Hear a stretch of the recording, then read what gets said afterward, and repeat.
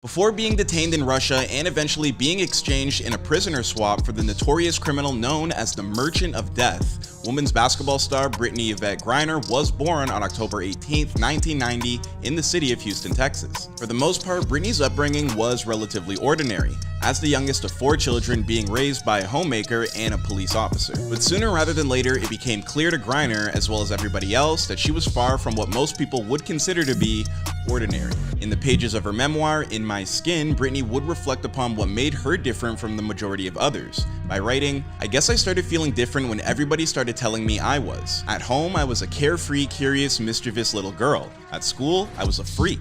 Brittney knew from an early age that she was attracted to girls. And because that didn't fit in with the preconceived notion that many people had back then for girls attending middle school, she was often taunted and referred to as a boy. The worst times came in 7th grade, and at the end of far too many school days, Brittney would retire to her room to cry and question why she was even alive in the first place. Yeah, bullying can be rough.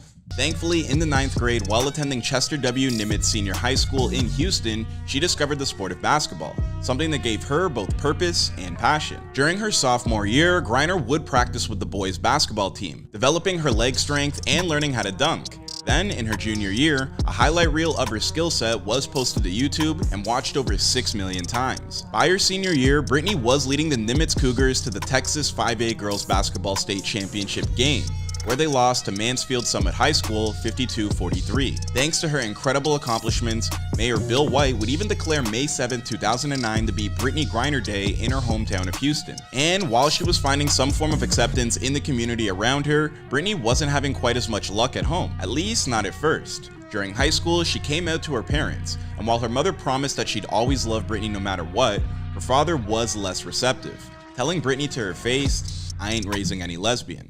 That's a crazy quote. This contentious attitude led to Brittney moving out during her senior year to live with one of her high school assistant coaches. Thankfully, Brittney's father would eventually come around to supporting his daughter, but in those early days, it was rough sledding. When she finally got to the university of her choice, Baylor University, things got even worse. Upon arriving on campus, Brittney never tried to hide the fact that she liked girls.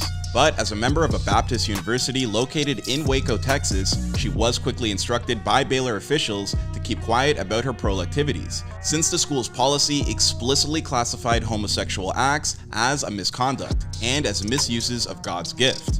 Yeah, a university has this as a policy. What that meant is that Brittney had to live with one foot in the closet and the other out until her senior year. By that time, Brittney was a Baylor Bear icon and well on her way to becoming the most decorated female college basketball player in history, with NCAA records in blocks and dunks, as well as having scored over 3,200 points in 4 years. In other words, to say that Baylor benefited from Griner being a member of their student body would be a gross understatement. She was arguably the most dominant player in the history of women's college basketball, and she even once led the team to a perfect 40-0 campaign in the 2011-2012 season. Brittney's absolute dominance as a college player led her to being selected as the #1 draft pick in the WNBA by the Phoenix Mercury in 2013. In her very first pro game, she dunked not once, but twice, setting a league record, and leading to the Dallas Mavericks owner, Mark Cuban, suggesting that Brittney should try out for his NBA team. But while Brittney was experiencing acceptance like never before, there were countless online trolls still looking to bring her down,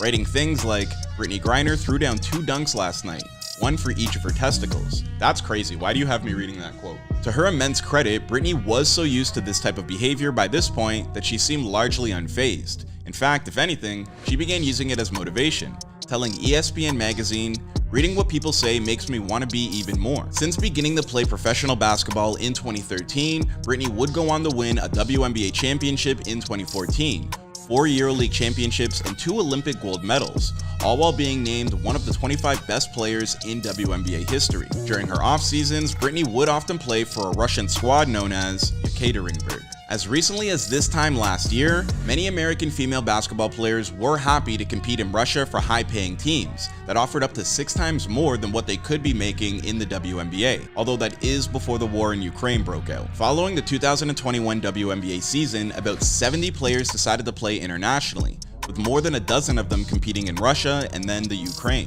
And on February 17th, Russian authorities would detain Brittney, accusing her of carrying hashish oil in her luggage at an airport near Moscow. Griner would tell the court that she hadn't known the cartridges were in there, having packed in haste while recovering from COVID, Doctors back in Arizona had prescribed her cannabis to help her deal with pain after more than a decade of injuries on the basketball court. Unfortunately, despite her explanation, the entire ordeal unfolded in a nightmare-like scenario. During her detainment at the airport, not only was her translator withholding, but she was forced to sign papers without knowing what was written on them.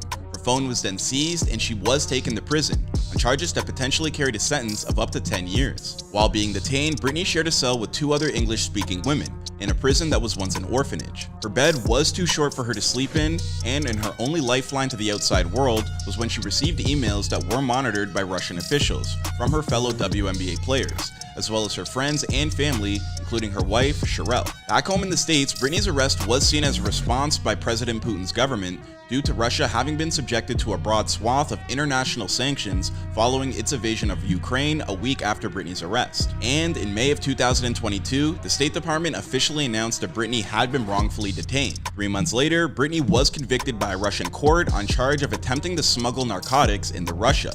The end result was that she was sentenced to a penal colony for 9 years, just 1 year shy of the maximum possible sentence. In October, Brittney would file an appeal that was unceremoniously denied. The following month, she was ushered into one of Russia's most notorious penal colonies. There, Brittney was unable to perform the work carried out by the prisoners. While most women in the penal colony worked sewing uniforms, Brittney was too tall for the table, and her hands were too big for sewing. So she carried fabric from one person to the next instead. Thankfully, her release was not long in coming. After weeks of negotiations, the American and Russian governments came to an agreement on a prisoner swap. The United States would exchange the notorious arms dealer, Victor Bout, also known as the Merchant of Death, for Brittney's immediate release. Some forms of the original plan also included the release of American businessman Paul Whelan, who has been held in Russia for years now under the pretense of espionage. But the Russian government ultimately refused to include him in the deal. When Brittney Griner's plane finally landed at Kelly Field in San Antonio, the woman that emerged from the plane looked very different from the one who headed to Russia almost a year ago. Brittney's long signature dreadlocks had been cut while in captivity because they constantly kept freezing and giving her the flu. So once back in the United States, she got rid of her Russian fade, as her friends and family jokingly called it, and then hit the basketball court to dunk the ball for the first time in months. That's how you know she really is the GOAT. Like, if you were in prison for a year and you can just walk out of prison and dunk the ball, you know you're serious. Meanwhile, her wife Sherelle would release a statement from the White House in which she thanked everybody who helped bring Brittney home, letting them know how overwhelmed with emotion she was. Brittney herself would wait a few days before releasing her first official statement, but on December 16th, she'd finally post to Instagram, sharing her relief to be back home and her thanks to those who supported her, while also offering whatever help she could to bring Paul Whelan back home. She finished by promising that come next season, she'll be back playing in a Phoenix Mercury uniform once again. That's certainly a whole lot to accomplish over the next few months, but I'm pretty sure that Brittney will be ready to make up for lost time. And considering her legendary abilities, I wouldn't be surprised if this next chapter of her life is just as impressive as the last. So, welcome home, Brittney. Alright everybody, that'll bring this latest edition of Before They Were Famous to a close, but don't head out just yet because I'd like you to answer one of the following questions for me.